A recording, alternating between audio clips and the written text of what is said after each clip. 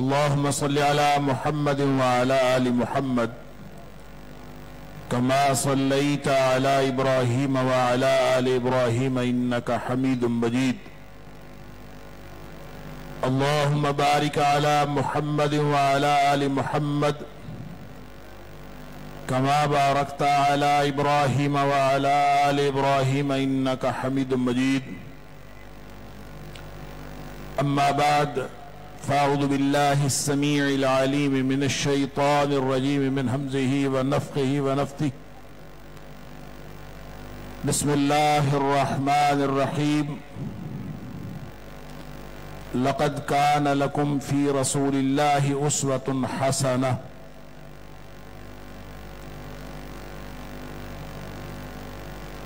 میرے لیے، آپ کے لیے اور ہم سب کے لیے یہ بڑی سعادت کی بات ہے کہ ہم ایک ایسے پروگرام میں شریک ہیں جہاں نبی اکرم صلی اللہ علیہ وآلہ وسلم کا تذکرہ ہے، آپ کی لائی ہوئی ہدایت کا تذکرہ ہے، آپ کے بتائے ہوئے عقیدے کا تذکرہ ہے، اور آپ صلی اللہ علیہ وآلہ وسلم کے انسانیت کو دیے ہوئے عملی ضابطے کا تذکرہ ہے. یقیناً اس سے بہتر نہ کوئی راستہ ہے، نہ کوئی ہدایت کا طریقہ ہے، نہ دنیا کائنات میں کوئی ایسی ہستی ہے کہ جس کا کہا ہوا قانون ہو، جس کی بات دین ہو، جس کے پیچھے چلنے والا جنتی ہو، اس لیے کہ نبی اکرم صلی اللہ علیہ وآلہ وسلم نے گارنٹی دی ہے کہ تم امتی بن جاؤ، میں تمہیں جنت کی گارنٹی دیتا ہوں. کل امتی یدخلون الجنہ. بہت بڑا اعزاز ہے امتی ہونا، یہ کوئی چھوٹا اعزاز نہیں ہے. اللہ کرے ہم سب امتی بن جائیں. اور فرق صرف یہ ہے کہ امتی کہنے سے نہیں بنتا، امتی کرنے سے بنتا ہے. خود نبی اکرم صلی اللہ علیہ وآلہ وسلم نے اس کی ڈیفینیشن بتائی، کل امتی یدخلون الجنہ. تم امتی بن جاؤ، گارنٹی ہے میرا ہر امتی جنت میں جائے گا. الا من ابا، سوائے اس کے جس نے خود انکار کر دیا، جنت میں جانے سے یا امتی ہونے سے انکار کر دیا. من یابا یا رسول اللہ صلی اللہ علیہ وسلم، اللہ کے رسول بھلا جنت میں جانے سے کون انکاری ہے یا امتی ہونے سے کون انکاری ہے؟ جس سے پوچھو امتی. جو جشن منا رہا ہے وہ بھی امتی، جو جلسہ کر رہا ہے وہ بھی امتی، جو جلوس نکال رہا ہے وہ بھی امتی، جو جوانوں کو لے کر مشل بردار ایک ریلی نکال رہا ہے وہ بھی امتی، جو قمقمے لگا کے آپ کو ایک محفل دکھا کے ایک مجلس بنا کے مختلف طرح کے ماڈلز بنا کے ایک تماشا لگا رہا ہے وہ بھی امتی. ہر شخص امتی. من یابا یا رسول اللہ صلی اللہ علیہ وسلم. بھلا انکار کون کرتا؟ فرمایا بات دعوے کی نہیں، بات دلیل کی ہے. دعویٰ تو ہر شخص کر سکتا ہے، دعوے کی بات نہیں، دلیل کی ہے. اور دلیل کیا ہے؟ من اطاعنی فدخل الجنہ. سادہ سا اصول ہے، جس نے حکم میرا مانا وہ جنت میں داخل ہو گیا، وہ میرا امتی ہے. اس نے امتی کا اعزاز پا لیا، جنت کی گارنٹی پا لی. ومن عصانی، اور جس نے حکم میرا نہیں مانا، جتنا مرضی بڑا دعوے دار ہو، فقد ابا، وہ ایسے ہی ہے جیسے اس نے جنت میں جانے سے انکار کر دی. لہذا امتی کی ڈیفینیشن یہ بالکل واضح اور سادہ ہے. میں اور آپ ہم سب سوچیں بھی، کوشش بھی کریں کہ اللہ ہم سب کو سچا امتی بنائے. نبی اکرم صلی اللہ علیہ وسلم کی ذات اقدس ساری انسانیت کے لیے نمونہ ہے. انسان اپنے عمر کے حصے کے اعتبار سے 3 طرح کے ہوتے ہیں.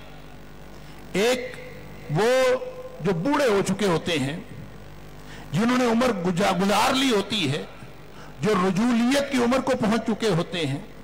ایک حصہ وہ ہے جو بچپنے اور لڑکپنے کا ہے. ایک پختگی کی عمر ہے، ایک بچپنے اور لڑکپنے کی عمر ہے. ایک کے اوپر ابھی احکام شریعت نافذ ہی نہیں ہوئے، اور ایک کے اوپر احکام شریعت نافذ ہو کے ایک عرصہ گزر گیا ہے اور وہ اتنا پختہ ہو گیا ہے کہ کوئی نہیں پتا. فَقَالَ عَلَيْهِمُ الْأَمَدْ، ان کے اوپر اتنی مدت گزر گئی. فَقَسَتْ قُلُوبُهُمْ، ان کے تو دل بھی سخت ہو گئے. كَثِيرٌ مِّنْهُمْ فَاسِقُونَ، قرآن کہتا ہے کہ جن کے اوپر مدت گزر گئی ہدایت سنتے سنتے، اللہ کا دین سنتے سنتے، لیکن ان کو کوئی فرق نہیں پڑا. یہ جو پختہ عمر والے ہوتے ہیں، انہوں نے تو بڑے بڑے سرداروں نے تو نبی کریم صلی اللہ علیہ وسلم کی مخالفت کی. بچے بچپن میں تھے، بوڑھے مخالفت میں تھے. نبی اکرم صلی اللہ علیہ وآلہ وسلم کو جہاں سے تقویت ملی آپ کی دعوت کو، جنہوں نے نبی کریم صلی اللہ علیہ وآلہ وسلم کی دعوت پر اولین لبیک کہنے والے جو لوگ تھے، وہ نوجوان تھے. وہ 40 سال سے کم عمر کے لوگ زیادہ تر تھے. لہذا بوڑھے کو پختگی کا اور پختگی کے خیالات کا اس کو فیور دی جا سکتی ہے، بچے کو اس کے بچپنے کی فیور دی جا سکتی ہے. جو جوان ہوتا ہے، وہ جو نوجوان ہوتا ہے، وہ قوم کا اصل سرمایہ، ملت کا اصل سرمایہ نوجوان ہوتا ہے. اور نبی اکرم صلی اللہ علیہ وسلم کی دعوت کو آگے بڑھانے والے بھی سارے نوجوان تھے. لہذا سن لیجئے، نبی اکرم صلی اللہ علیہ وسلم کا اسوہ سب کے لیے ہے، بوڑھوں کے لیے بھی، جوانوں کے لیے بھی، بچوں کے لیے بھی، عورتوں کے لیے بھی، سب کے لیے آپ اسوہ ہیں. آپ کا کامل اسوہ سب کے لیے ہے. لیکن جو اصل ٹارگٹ ہے وہ نبی اکرم صلی اللہ علیہ وسلم کی تعلیمات کا جو اصل اسوہ ہے، جس نے قوم کو ایک مستقبل دینا ہے، جس نے قوم کے مستقبل کی تعمیر کرنی ہے، جس سے قوموں کا مستقبل بنتا ہے، وہ اصل میں نوجوان ہوتے ہیں. لہذا اگر نوجوان نبی اکرم صلی اللہ علیہ وآلہ وسلم سے وہ فکر نہیں لے رہا، نبی کریم صلی اللہ علیہ وسلم کے اسوہ پر نہیں چل رہا. آپ کو معلوم ہے کہ اس وقت مغرب میں یا یورپ میں بوڑھوں کی تعداد زیادہ ہے، نوجوانوں کی تعداد کم ہے. اور اللہ کے فضل سے پاکستان میں اور مسلم ممالک میں جوانوں کی تعداد زیادہ ہے، بوڑھوں کی تعداد کم ہے. اور یہی جوان جب فکر کی پاکیزگی حاصل کرتا ہے نبی اکرم صلی اللہ علیہ وسلم کے اسوہ سے، جب یہی نوجوان عمل کی طاقت حاصل کرتا ہے نبی اکرم صلی اللہ علیہ وسلم کے اسوہ سے، تو یہ نوجوان قوم کا مستقبل بن جاتا ہے. لیکن کیا کیجئے کہ یہ میرا آپ کا، میرا بیٹا، میرا بھائی، یہ میرے ملک کا نوجوان، میری ملت کا نوجوان، یہ فکر کی خوراک کہاں سے لے رہا ہے؟ اللہ اکبر. اقبال نے کہا تھا، اگرچہ مکتب کا جواں زندہ نظر آتا ہے، اگرچہ مکتب کا جواں زندہ نظر آتا ہے، مردہ ہے مانگ کے لایا ہے فرنگی سے نفس. یہ تو سانس جو لے رہا ہے، یہ مغرب سے مانگے تانگے کی سانس ہے. اس کی جو زندگی نظر آتی ہے، یہ پتہ نہیں کیا پڑھ رہا ہے، یہ پتہ نہیں کیا سوچ رہا ہے. اس کو جو کلچر ملا ہے تو مغرب کا ملا ہے، اس کو جو تعلیم ملی ہے تو مغرب کی ملی ہے، اس کو جو ڈوز ملی ہے تو وہ کہیں اور کی ملی ہے. اس کو مدینے والے کی تعلیم نہیں ملی، مدینے والے کی فکر نہیں ملی. یہ تعلیم اس نے حاصل کہاں سے کرنی تھی؟ गला तो घूंट दिया अहले मदरसा न तेरा, कहां से आए सदा ला इलाहा इल्लल्लाह। नबी अकरम सल्लल्लाहु अलैहि वसल्लम ने फरमाया, इन्ना मिन इक़्तिराब अस्साअह, क़ुर्ब क़यामत, अल्लाह अकबर, लोग फिक्र कहीं और से ले रहे होंगे। ये नौजवान जो तालीमी इदारों से असल फिक्र लेते हैं, नबी अकरम सल्लल्लाहु अलैहि वसल्लम ने फरमाया एक वक्त आएगा मेयार खराब हो जाएगा। इन्ना मिन इक़्तिराब अस्साअह, क़ुर्ब क़यामत के जमानों में से, क़ुर्ब क़यामत की बातों में से एक बात यह है, एक सूरत हाल यह है कि अंतूदा अला खियार व तुरफा अला शरार। जो नेक लोग होंगे, जो अच्छे लोग होंगे, उनको नीचे कर दिया जाएगा, बदतरीन लोग जो होंगे उनको ऊपर बिठा लिया जाएगा। अल्लाह अकबर। और फिर फरमाया वहीं युफ्तहल कौल, बातें करने वाले उस दौर में बहुत होंगे। सोशल मीडिया खोल के देख लीजिए, हर बंदा मोटिवेशनल स्पीकर है, हर बंदा बात कहना चाहता है, ना कोई सुनना चाहता है, ना कोई अमल करना चाहता। युफ्तहल कौल, मेरे चैनल को सब्सक्राइब कीजिए, घंटी का बटन दबाइए, हर बंदा मिन्नते तरले करता नजर आता। युफ्तहल कौल, मेरी बात सुनो, मेरी गुफ्तगू सुनो। मैं तो हैरान हूं और मुझे आप सबके लिए दुआएं भी निकलती हैं कि इतनी सारी तकरीरें एक ही सिटिंग में आप सब सुन लेते हैं, पता नहीं कैसे सुन लेते हैं। अल्लाह ताला आपके ज़ौक़ में और इजाफा फरमाए। मैं तो बाजवा साहब से कह रहा था कि आप मेरी हाजिरी कबूल फरमा लें, मुझसे तकरीर ना करवाएं। मुझे आप लोगों पे तरस आता है कि इतनी सारी तकरीरें, हम तो कहने वाले हैं। युफ्तहल कौल, अमल की दुनिया बेआबाद, तकरीरें 3-3 घंटे की करवा लें। इन्ना मिन इक़्तिराब अस्साअह, नबी करीम सल्लल्लाहु अलैहि वसल्लम, ये क़ुर्ब क़यामत की एक निशानी होगी। युफ्तहल कौल, बातें बहुत होंगी, कलाम खुल जाएगा, बात खुल जाएगी। व युख़्ज़नल अमल, लेकिन अमल सुकड़ जाएगा। मेरी तकरीरों को ही सारी दुनिया जानती है, मेरे अमल को कोई नहीं जानता। बात, शोहरत, असल जिस बात से पूरी दुनिया पे राब्ता है वो सिर्फ बात है। युफ्तहल कौल, बात। तो हिदायत कहां से आएगी? तालीमी इदारों से। नौजवान कहां से वो फिक्र लेगा? कहां मदीने वाले की फिक्र आएगी? इंसान आगे बढ़े, अल्लाह के रसूल सल्लल्लाहु अलैहि वसल्लम का उस्वा, नौजवानों का आइडियल बने, कहां से बनेगा? एक तालीमी इदारे रह जाते हैं। फरमाया व तुक़रा फिल कौम अल मुसन्नात, वहां जिस कौम में ये सारे हालात खराब होंगे, मामला खराब होगा, फिक्र कहीं और से आएगी। जिसको इकबाल कहता है कि अगरचे मकतब का जवान जिंदा नजर आता है, मुर्दा है, मांग के लाया है फरंकी से नफस। इसने पता नहीं क्या पढ़ के कहां से जिंदगी हासिल की है, ये किस डिग्री को अपना इल्म करार देता है, मुर्दा है। सांस इसकी अपनी नहीं, मांगे तांगे का है। नबी अकरम सल्लल्लाहु अलैहि वसल्लम ने फरमाया अन तुक़रा फिल कौम अल मुसन्नात, निज़ाम तालीम, पढ़ाई जाने वाली चीजें जो नौजवान को फिक्र की असल जो आबियारी है वो कहां से हो रही होगी? फरमाया अल मुसन्नात, पढ़ाई जा रही होगी।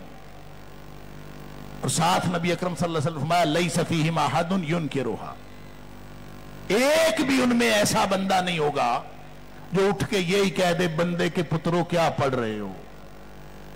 कोई उसको नापसंद करने वाला भी नहीं होगा। لیس فیہم احد ینکرھا، اس کو ناپسند کرنے والا، برا کہنے والا بھی کوئی نہیں ہوگا۔ صحابی پوچھتا ہے اللہ کے رسول صلی اللہ علیہ وسلم مل مسنات، یہ مسنات کیا ہے، کیا پڑھا جا رہا ہوگا اس دور میں؟ آپ نے فرمایا التی کتبت سوا کتاب اللہ، ہر وہ چیز مسنات ہے جو وحی الہی کے علاوہ لکھی جا رہی ہے۔ اللہ کی کتاب والی فکر نہیں، اللہ کی کتاب والا سبق نہیں، اللہ کی کتاب والا عقیدہ نہیں، اللہ کی کتاب والا عمل نہیں، صاحب قرآن والا اسوہ نہیں، پتہ نہیں کیا پڑھا جا رہا۔ اللہ اکبر۔ یہ نوجوان جس کو نبی اکرم صلی اللہ علیہ وسلم نے یا معشر الشباب کہہ کے خطاب فرمایا ہے، اور نوجوانوں میری بات سنو، یہ جو جوانی کا عرصہ ہے نا، یہ اس قدر اہم ہے، صلاحیتیں جوبن پر ہوتی ہیں۔ وہ جو 5 سوال ہے نا جو نبی کریم صلی اللہ علیہ وسلم نے فرمایا کہ قیامت والے دن، ترمذی شریف کی حدیث ہے، صحیح حدیث، کہ آپ نے فرمایا کہ ابن آدم کے قدم ہل نہیں سکیں گے جب تک 5 سوالوں کا جواب نہ دے لے۔ عن عمرہ فیما افنا، اپنی عمر کا جواب دینا پڑے گا، کہاں فنا کی؟ ساتھ فرمایا عن شبابہ فیما ابلا، حالانکہ ساری عمر کے اندر جوانی شامل ہے، لیکن جو اہمیت عمر کے اس حصے کی ہے وہ نہ بڑھاپے کی ہے، نہ بچپنے اور لڑکپنے کی ہے۔ فرمایا اس کا سوال الگ ہوگا، عمر پوری کا سوال الگ ہوگا، بچپن کہاں گزارا، لڑکپن کہاں گزارا، بڑھاپا کہاں گزارا، اور جب تو ادکھڑ تھا تو کیا کرا تھا، جب تو ضعیف العمر تھا تو کیا کرتا تھا، ساری زندگی کا سوال ہے، پیدائش سے لے کر موت تک کا سوال ہے، جس دن اس کو عقل آئی اس دن سے لے کر موت تک کا سوال ہے، لیکن جوانی کا سوال الگ ہے۔ وَعَنْ شَبَابِهِ فِيمَا أَبْلَاهُ، جوانی کہاں ضائع کی، اس کا سوال الگ ہونا ہے۔ لہذا نبی اکرم صلی اللہ علیہ وسلم کا جو اسوہ ہے، اس کے مخاطبین ساری انسانیت ہے، لیکن اصل مخاطبین نوجوان ہیں۔ اور سیرت کا پیغام نوجوانوں کے نام یہ ہے کہ اگر امت کی تعمیر کرنا چاہتے ہو تو مانگے تانگے کی سانس چھوڑ دو، اصل سانس، اوریجنل سانس، معطر فضائیں مدینہ منورہ کی۔ ہم کتابیں مغرب کی پڑھنا چاہتے ہیں، سکول انگریزی ہونا چاہیے، کتابیں آکسفورڈ کے نصاب کی ہونی چاہیے، اور زبان انگریزی میں پڑھنا چاہیے، اور لباس انگریزی ہونا چاہیے، لیکن مرنا مدینہ منورہ جا کے چاہیے، موت شہادت کی چاہیے۔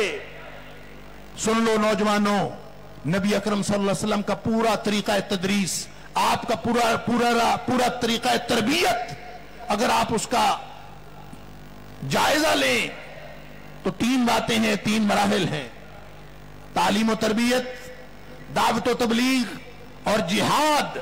یہ تینوں مرحلے وہ ہیں، نہ بوڑھا کر سکتا ہے، نہ بچہ کر سکتا ہے، یہ کام ہی نوجوانوں کا ہے۔ سیرت کا اصل پیغام ہی نوجوانوں کو ہے، سیرت کے اصل مخاطب ہی نوجوان ہیں۔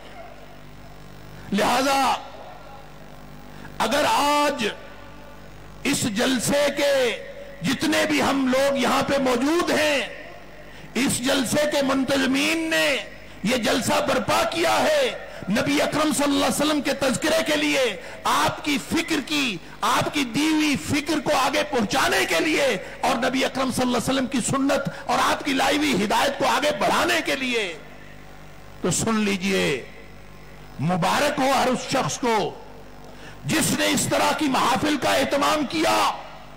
کیوں؟ اس لیے کہ نبی اکرم صلی اللہ علیہ وسلم کا فرمان ہے کہ قرب قیامت جو خیر کا دور شر کا دور حضرت حذیفہ رضی اللہ تعالیٰ عنہ کی وہ روایت ذہن میں لے آئیے جو بخاری اور مسلم کے اندر ہے. بس میں اپنی بات مکمل کرتا ہوں. نبی اکرم صلی اللہ علیہ وسلم نے فرمایا حضرت حذیفہ کے پوچھنے پر کہ اللہ کے رسول صلی اللہ علیہ وسلم ہم شر میں تھے, آپ تشریف لائے, خیر ہو گئی, خیر کا دور آ گیا, کیا اس کے بعد کوئی شر کا دور ہے؟ فرمایا آئے گا شر کا دور. کیا اس کے بعد کوئی خیر کا دور ہے؟ فرمایا ہاں خیر کا دور آئے گا, لیکن وہ دھوکے والا خیر ہوگا. فیہ دخن, اس میں دھواں ہوگا, دھندلکا ہوگا, ابہام ہوگا, پیچیدگی ہوگی, کنفیوژن ہوگا. خیر تو ہوگا لیکن اس کے اندر پیچیدگی اور دھوکا ہوگا. ما دخنہ یا رسول اللہ صلی اللہ علیہ وسلم, اللہ کے رسول جب خیر کا دور ہے تو دھوکا کیسا, دھندلکا کیسا, ابہام کیسا, کنفیوژن کیسا؟ فرمایا کنفیوژن یہ ہے کہ ائمۃ یہدون بغیر ہدی, پیشوائی کرنے والے پیشوا موجود ہوں گے, ہدایت دینے والے موجود ہوں گے, رہنمائی کرنے والے رہنما بھی موجود ہوں گے, لیکن وہ جس ہدایت کی طرف بلا رہے ہوں گے وہ میری لائی ہوئی ہدایت نہیں ہوگی. اگرچہ مکتب کا جوان زندہ نظر آتا ہے, مردہ ہے, مانگ کے لایا ہے فرنگی سے نفس, یہ مدینے والے کی ہدایت نہیں ہے. اور اگر اس دور میں کوئی نبی اکرم صلی اللہ علیہ وسلم کی لائی ہوئی ہدایت پر عمل کر رہا ہو اور اس ہدایت کو آگے پہنچا رہا ہو, اس سے بڑی روشنی کوئی نہیں, اس سے بڑی معطر فضا کوئی نہیں, اس سے بڑی نوجوانوں کے لیے اور کوئی تحریک کی کوئی دوا موجود نہیں کہ لوگوں کو سیرت کا پیغام پہنچا دیا جائے. اللہ کرے کہ ہم آج بھی نبی اکرم صلی اللہ علیہ وسلم کی لائی ہوئی ہدایت کی طرف آ جائیں. اور آخری بات کہ اگر یہ ہدایت, اگر یہ خیر کا وہ دھندلکے والا خیر نہیں ہے تو پھر اس کے بعد والا شر بھی ہو سکتا ہے. ابھی علامہ ہشام علی ظہیر صاحب دعوت فکر دے رہے تھے کہ ہمارے تمہارے اختلاف ختم ہو جائیں. میں عرض کرتا ہوں اختلاف ہے ہی کوئی نہیں. اختلاف کس بات کا؟ دین کس کا ماننا ہے, ہدایت کس کی ماننی ہے, دین کا معیار کون ہے؟ اگر تو مدینے والی ہستی ہے, اگر تو محمد کریم صلی اللہ علیہ وسلم ہے تو بھی کوئی اختلاف نہیں ہے, سب ایک ہیں. دین کا معیار نبی اکرم صلی اللہ علیہ وسلم ہے, کوئی اختلاف نہیں. اور اگر کوئی کہے کہ میں نے بات کسی اور کی ماننی ہے تو پھر بھی ہمارا کوئی اختلاف نہیں. تم جس کی ماننا چاہو مانو, ہم تو مدینے والے کی مانتے ہیں, پھر بھی ہماری کوئی لڑائی نہیں. جھگڑا کیا ہے؟ تم جس کی ماننا چاہتے ہو مانو, جس کے پیچھے چلنا چاہتے ہو چلو. معیار جس پر قیامت کے دن امتیوں کا فیصلہ ہونا ہے, من اطاعنی فدخل الجنہ ومن عصانی فقد ابا, جس نے میری نافرمانی کی اس نے خود انکار کر دیا. اللہ اکبر. اگر ہم شر والے دور میں ہیں, دھندلکے والے خیر کے بعد جو شر کا دور ہے, یہ اللہ جانتا ہے ہم کس دور میں ہیں. تو نبی اکرم صلی اللہ علیہ وسلم نے فرمایا اس دور میں تو جو بلانے والے ہوں گے نا, دعات الی ابواب جہنم, داعی جہنم کے دروازوں کی طرف بلا رہے ہوں گے. من اجابہم الیہا قذفوہ فیہا, جو اس کی دعوت پر لبیک کہیں گے وہ ان کو جہنم میں جا پھینکیں گے. لہذا معیار کیا ہے؟ معیار یہ ہے کہ آج بھی میں اور آپ ہم سب ہوش کے ناخن لے لیں, اللہ کے رسول صلی اللہ علیہ وسلم کی لائی ہوئی ہدایت کو معیار بنا لیں, وگرنہ بہانے کبھی مومن بہانہ نہیں بناتا. اللہ قرآن میں فرماتا ہے کہ قد یعلم اللہ الذین یتسللون منکم لواذا. نبی کریم صلی اللہ علیہ وسلم کی بات سن کر جو تم کھسکتے ہو نا ادھر ادھر, نظریں بچا کے جو کھسکتا ہے اللہ کو خوب معلوم ہے. فَلْيَحْذَرِ الَّذِينَ يُخَالِفُونَ عَنْ أَمْرِهِ, جو شخص اللہ کے رسول صلی اللہ علیہ وسلم کی بات کی مخالفت کرتا ہے سن کے بھی کہ اللہ کے رسول صلی اللہ علیہ وسلم نے یہ فرمایا ہے پھر بھی مخالفت کرتا ہے، وہ بچ جائے اور ڈر جائے اس بات سے ان تصیبہم فتنہ او یصیبہم عذاب علیم، ان کو دنیا میں بھی مصیبتیں پہنچیں گی اور آخرت میں بھی عذاب علیم سے سامنا کرنا پڑے گا۔ اللہ تعالیٰ مجھے اور آپ کو اور ہماری ملت کے سارے نوجوانوں کو نبی اکرم صلی اللہ علیہ وسلم